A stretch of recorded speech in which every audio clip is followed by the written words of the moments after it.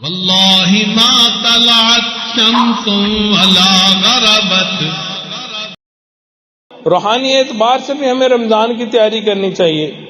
اس کا طریقہ یہ ہے کہ رمضان کی آمد سے پہلے بندہ اپنے دل کو گناہوں کے زنگ سے، گناہوں کی گندگی سے پاک صاف کر لے۔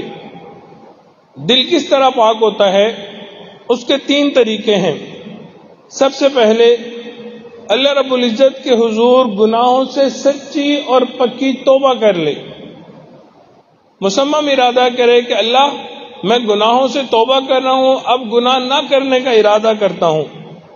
دوسرا کام یہ کرے کہ استغفار کرے کہ اللہ مجھ سے غلطی ہو گئی، مجھ سے نافرمانی ہو گئی، میں نے تیرے حکموں کو نہیں مانا، اب میں اس پہ نادم و شرمندہ ہوں۔ انسان استغفار شروع کر دے۔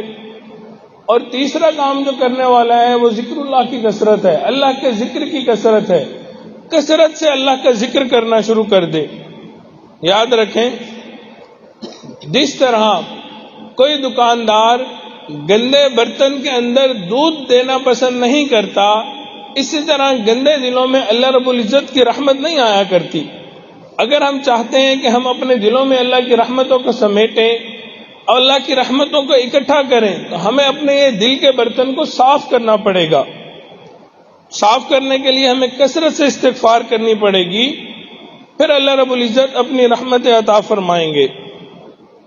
اسی طریقے سے ہمیں چاہیے کہ رمضان المبارک کا وقت معافی مانگ لیں، سوری بول دیں۔ کسی کا قرضہ ادا کرنا ہے، اس کا قرضہ ادا کر دیں۔ مالی طور پہ اگر کسی کے ساتھ کوئی مسائل ہیں تو کوشش کریں ان کو ختم کر دیں۔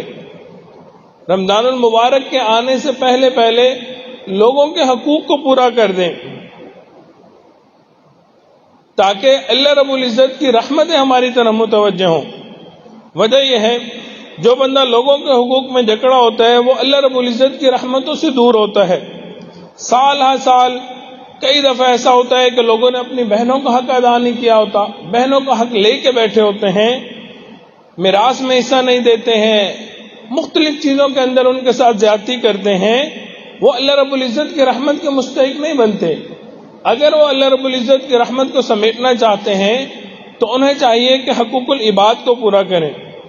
رمضان المبارک ماہ انقلاب ہے، یہ دلوں میں تبدیلی لانے کا مہینہ ہے، یہ زندگی کا رخ بدلنے کا مہینہ ہے۔